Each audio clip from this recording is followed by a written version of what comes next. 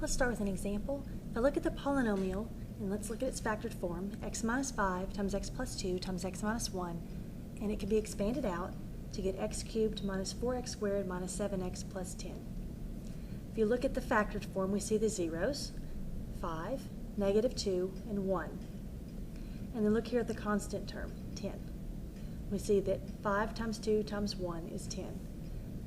Obviously, we have to adjust some of the signs, but we see that the zeros, if I multiply them together, give me factors of my constant term. So let's look at the Rational Zeroes Theorem. If the polynomial has integer coefficients, then every rational zero of p is of the form p divided by q, where p is a factor of the constant coefficient a naught, and q is a factor of the leading coefficient a sub n. So we're going to take all the factors of the constant term and divide by factors of the leading coefficient. Let's do an example. List all possible rational zeros of the polynomial p of x equals 12x to the fourth plus 20x cubed minus 41x squared plus 20x minus 3. So first thing we're going to do is we're going to list all factors of the constant term. So factors of the constant term are plus or minus 1, plus or minus 3. So factors of the constant term are 1 and 3. Factors of the leading coefficient, 1 and 12, 2 and 6, 3 and 4. So then we're going to take these guys and we're going to divide by each of these. So we're going to have plus or minus 1 divided by every number here. So that's plus or minus, we'll start with 2, plus or minus 1/2, plus or minus 1/3, plus or minus 1/4, plus or minus 1/6, plus or minus 1/12.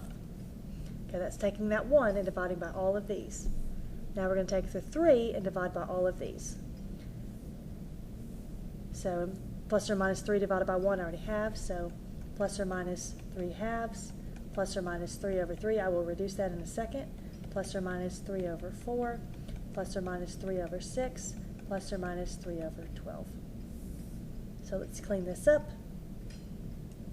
This guy right here, 3 over 3 is 1, 3 over 6 is 1/2, 3 over 12 is 1/4. So I already have those. So my possible rational zeros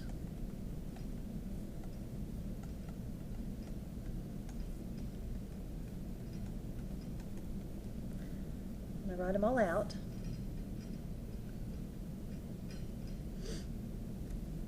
Let's see. Plus or minus 1, plus or minus 3, plus or minus 1/2, plus or minus 1/3, plus or minus 1/4, plus or minus 1/6, plus or minus 1/12, plus or minus 3/2, plus or minus 3/4. And you can switch the order, whatever you want to do, but these are all the possible rational zeros that we have for this polynomial.